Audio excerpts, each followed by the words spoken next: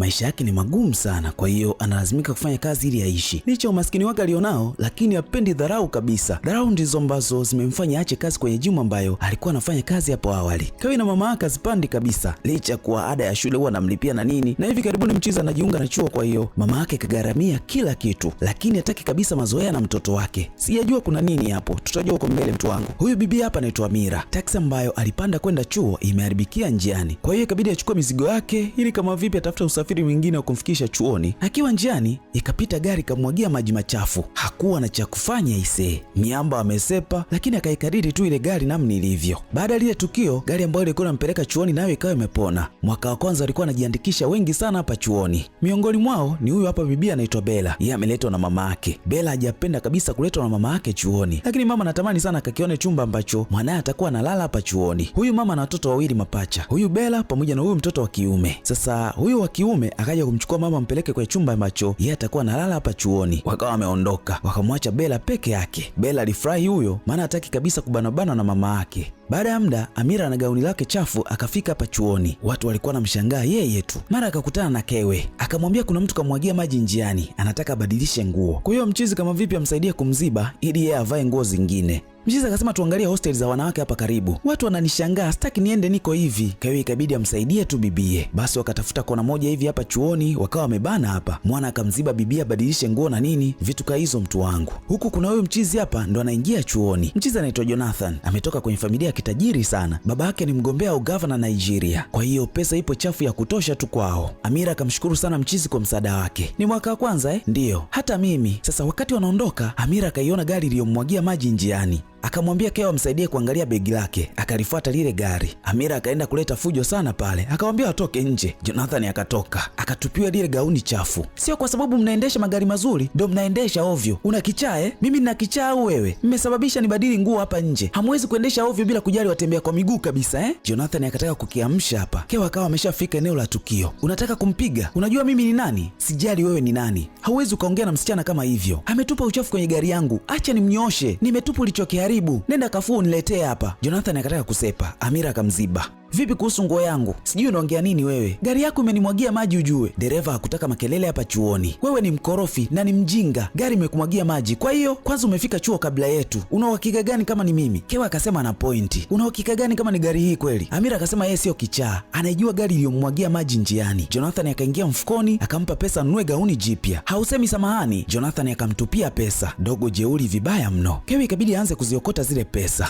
Bella anapenda sana uhuru, hapendi kubanobanwa. Anahisi hapa chuoni atakuwa huru sasa. Mtu ambaye atakuwa anakaa naye chumba kimoja ni Amira isee. Baada ya Amira kuingia tu, pale mama akampigia simu Bella akamwambia anakuja. Kweli bana, baada ya muda mama akawa ameshafika kwenye chumba ambacho mwanae atakuwa analala. Mama alipofika akampenda sana Amira. Amevaa kistaarabu, anaonekana mtu mwenye heshima sana. Mama akataka kama vipi wawe marafiki na mwanae, kisha akaomba namba za Amira hapa na nini. Bella hakupenda kabisa hiki kitu. Jonathan naye akafika kwenye chumba chake. Ashazoea kulala kwenye chumba kikubwa na nini, kitanda kikubwa. Sasa atalala kwenye chumba kimoja, tena watakuwa wanalala watu wawili. Na ni chumba kidogo hiki. Noma sana hii. Dereva akasema, haya ndo mambo ya shuleni. Utafurahi tu mwenyewe. Sasa mtu ambaye atakuwa anakaa naye chumba kimoja ni Kewe. Jonathan akashangaa. Umeingiaje chumbani kwangu bila ruhusa? Kewe alikuwa anamwangalia tu. Ni bora utoke huko ndani. Mchizi akamkaba mkono, akamtupa huko. Dereva naye akaingilia, akapiga mkwara mzito yani. Kewe alichokifanya, akamrudishia Jonathan pesa ambazo alimtupia Amira ule, na akamwambia siingie kabisa kwenye anga zake hata siku moja. Kewa akawa amesepa. Jonathan akasema yule ni gaidi, nampigia baba yangu, lazima aondoke hapa chuoni.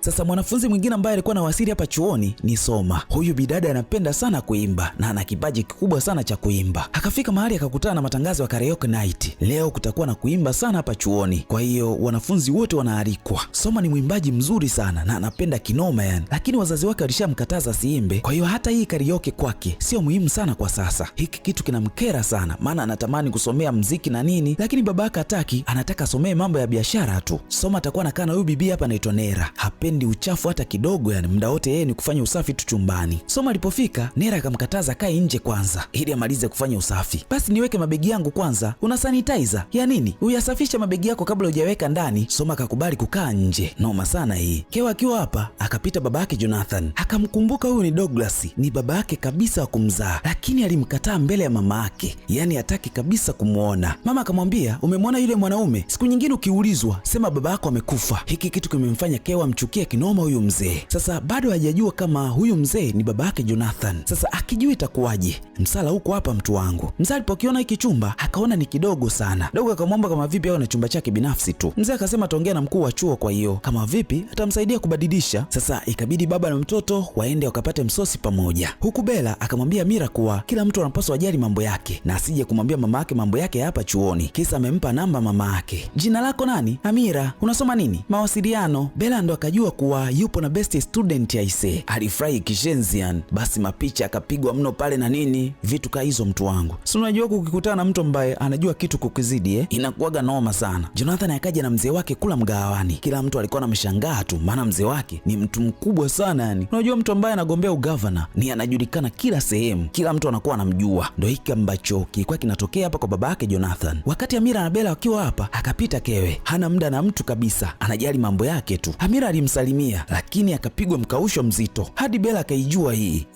Mbona ngumu sana hii. Baada ya muda kupita, wakati Kewe ametulizana, akaja Jonathan. Alikuwa analalamika kinoma yani. Hii ni kwa ajili ya mifugo au nini? Mwisho Jonathan akakaa, akafungulia mziki mzito hapa ndani. Kewe akamwambia punguze sauti. Nini? Nimesema punguza sauti. Hauwezi kuniamrisha cha kufanya wewe. Tuko wawili humu ndani. Kama unataka kusikiliza mziki, weka earphone. Unanisumbua mimi. Basi Jonathan alikuwa anaelewa. Kewe akaona dharau zimezidi sasa. Akakichukua kile kiredio, akaenda kukitupa kule. Jonathan atafanya nini sasa? Nguvu hana hapa. Ni bora aondoke tu. Nera muda wote anafanya usafi. Hiki kitu kuna muda kinamkera sana Soma. Ikabidi atoke chumbani tu, maana anaona anakereka sana. Soma akiwa amekaa hapa nje, akasikia tangazo la karaoke. Kila mtu hapa chuoni likamfikia isi, na hapata kuwa na kiingilio. Ni wewe tu na miguu yako. Kwa hiyo kila mtu akataka kwenda kwenye karaoke ili kama vipi akaenjoy na burudani ya mziki. Bella akamlazimisha sana Amira waende na nini, lakini Amira ni mtu wa kusoma sana. Mwisho akawa amekubali kuongozana na Bella. Baada ya muda Bella na Amira wakafika eneo la tukio, lakini Amira sio mtu wa mitoko sana. Alikuwa anaogopa kishenzi yani. Mara Bella akakutana na pacha wake hapa. Pacha akamshangaa nguo alizovaa. Bella akasema huku nje hatujuani, jali mambo yako. Mwana akawa amesepa. Ameshapigwa mkausho na Bella. Noma sana hii. Huku Jonathan anakimbizwa kinoma na wahuni. Masela wanasema kampeni za baba yake zimepelekea ndugu yao kufariki. Wakati anataka kumpiga hapa, akaja Kewe kumsaidia. Alipambana nao kishenzi yani, aliwapiga huyo kisha masela wakakimbia. Jonathan alimshukuru kishenzi mchizi, lakini Kewe hakuwa na muda kabisa na Jonathan, akawa amesepa. Bella alipofika huko ndani akakutana na mtu ambaye amesoma naye shuleni. Huyu mchizi anaitwa Waisa. Akamtania pale na nini, Bella akakasirika kinoma yani, ikabidi asepe tu.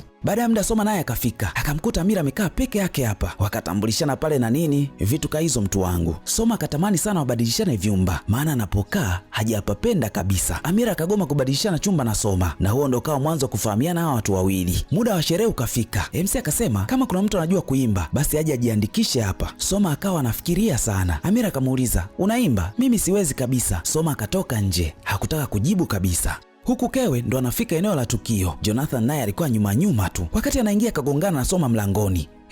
Jonathan anamfuata Kewe kila anapoenda, ni kama mkia wake vile. Amira kaona wote wawili wameingia ndani wanafatana. Pale pale wakaingia mademu wengine wawili na nini, wanadata kishenzi na mchizi. Yote kwa sababu tu mchizi ni mtoto wa governor, kwa hiyo mademu wanamshobokea kinoma yani. Baada ya lile vagi, Kewe akawa amesepa. Jonathan naye akaunga. Ikabidi Amira pia wafate kwa nyuma, maana ana shida na Kewe kinoma yani. Jonathan muda wote akawa anataka kuongozana na Kewe tu, lakini mchizi hataki aise. Mara akaja mademu wengine hapo wanataka picha na Jonathan na nini, mchizi akawakataa. Si unajuaga tena hizo mambo. Mademu wakikushobokea sana, wewe wakatae tu. Lakini kuna kipindi hawatakushobokea kabisa. Utawataka wewe na hawatakuja. Si unajuaga hiyo hali Pale pale Amira naye akaja. Anashangaa wamekuaje pamoja. Unaongea nini? Huyo ni adui yetu. Inakuaje unakaa naye? Nani amesema ni marafiki? Mchizi akawa anashangaa. Huu adui umetoka wapi? Yaani adui yake ni adui yangu pia. Lakini pia huu urafiki umetoka wapi hata hivyo? Sisi sio marafiki. Mchizi akawa amesepa. Hataki mambo mengi kabisa. Amira akarudi chumbani na hasira kinoma. Kapelekwa kwenye pati alafu akatelekezwa huko na nini. Bella akaomba msamaha tu hapa. Vitu ka hizo mtu wangu. Nini kimetokea? Yule ni nani? Mtu fulani nimesoma naye, anakera sana. Bella akasema kipindi yuko shule hakuwa mzuri. Alikuwa anavaa manguo marefu, hata darasani hakuwa mwenye akili kivile. Na alionekana mbaya sana tofauti na wengine. Kwa hiyo amefika chuo hapa, anataka kujibadilisha. Amira akampa moyo mshikaji wake na nini, mwisho akarudi kwenye hali yake ya kawaida. Huku Jonathan bado yuko bega kwa bega na Kewe. Unataka nini wewe? Ninaombi kwako. Naomba uwe mlinzi wangu. Unaumwa au? Sema bei yako nitakulipa. Sihitaji pesa zako. tafuta bodyguard mwingine, sawa? Dogo aliomba sana ise, lakini Kewe akagoma, hataki kabisa mazoea na mchizi. Mida fulani hivi Soma karudi kwenye ukumbi wa karaoke. Alikuwa peke yake, akaanza kuimba hapa. Binti ana sauti nzuri kishenzi, nikwambie tu ana sauti nzuri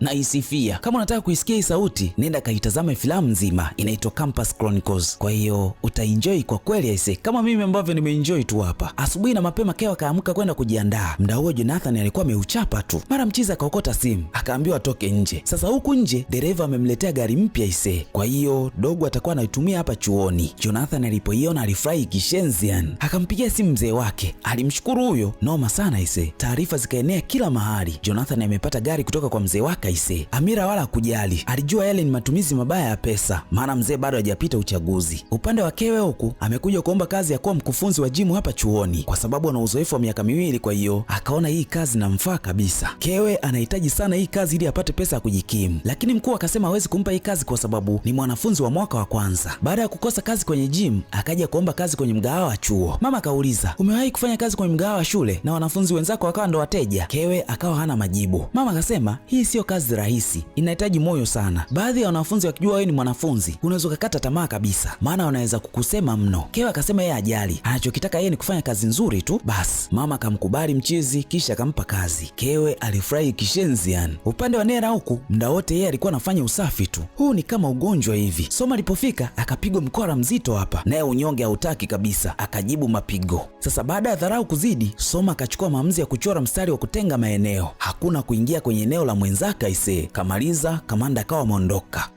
Vuka uone. Soma akaja chumbani kwa Amira, akasema anapachukia sana hapa, anachukia kozi ambayo anaisoma, hadi mtu ambaye analala naye chumba kimoja anamchukia kinoma yani. Amira akawatambulisha pale, lakini Bella hakupenda kabisa. Amira akauliza, kama kozi huipendi, kwa nini usibadilishe? Mzee ataniua, kanichagulia nisome. Kozi gani unataka kusoma? Napenda kusomea mziki. Bella akashangaa, kuna uhusiano gani kati ya mziki na biashara? Soma akasema masomo ya biashara ni maelekezo ya mzee wake tu, lakini anachokipenda ni mziki. Amira akasema kama unasoma kozi ambayo huipendi itakupa shida sana baadaye. Soma akasema anaichukia sana hii kozi. Bella akataka waende kula kwanza, maana na njaa hapa. Walipofika mgahawani, mhudumu akamkuta Kewe aisee, wakashangaa kishenzi yani. Mchizi akawapa menyu pale na nini, lakini kila mtu haelewi kinachoendelea hapa, wanashangaana tu. Mwisho wakaagiza wanachokitaka. Baada ya muda Jonathan naye akafika, akashangaa kinoma mwana kumwona anafanya kazi hapa na amekataa kazi yake ya ulinzi. Bella alipomwona Jonathan akapagawa, maana ni mtoto wa gavana huyu. Amira hamjui kama ni mtoto wa gavana, anamjua kama mtu mmoja mkorofi hivi. Lakini mwisho wa kazi mchizi akapokea mshahara wake na nini, kafanya kazi nzuri sana leo. Soma, Amira na Bella walikuwa namsubiri mwana hapa nje. Mchizi alipotoka tu wakaanza kuzuga. Jonathan naye kumbe alikuwa namsubiri mwana ise. Genge la Amira lilikuwa nyuma sana. Jonathan yeye alikuwa bega kwa bega na mchizi, yeye ndo amefanywa bodyguard sasa. Basi bana, Bella na kundi lake wakafika hadi anapokaa, wakawa wamezinda pembeni kidogo. Amira anampenda kinoma Kewe. Mara mchizi akapita, kila mmoja akajifanya yuko bize na mambo yake. Soma na Bella wakawa wamesepa, wakamwacha Amira peke yake hapa. Sasa Amira ikabidi aingie ndani kuulizia nini kinaendelea. Imekuwaje wamekuwa marafiki ghafla hivi? Nataka awe mlinzi wangu tu. Inakuhusu nini wewe? Mlinzi wako? Ndiyo, na nitamlipa pesa ya kutosha tu. Kama unavyojua, najulikana sana hapa, siwezi kutembea peke yangu. Sidhani kama atakubali. Kwa nini? Mjivuni sana. Anajivuna nini sasa? Na hana pesa. Anafanya kazi mgahawani huko. Umekuja kufanya nini hapa? Amira akasema amekuja kumnunulia chakula. Jonathan alicheka kishenzi yani. Umetoka huko kwenu kuja hapa kununua chakula tu? Unamtaka au? Sasa mchizi aliporudi hakuongea na mtu yoyote yule, akamwambia tu Amira apishe hapa, anataka kuchukua mafuta. Amira akafumba macho ise. Mchizi akaona anapotezewa muda, akamchukua Amira akamweka pembeni. Amira amepagawa na mchizi hapa. Na huo ndo kama mwisho wa sehemu ya kwanza tambala hili mtu wangu linaitwa Campus Chronicles. Mimi naitwa Rio na hii ni Zurua TV. Usiache kusubscribe, kucomment, kushare na kubonyeza alama kengele ili uwe sehemu ya familia hii kubwa. Hadi wakati mwingine, bye.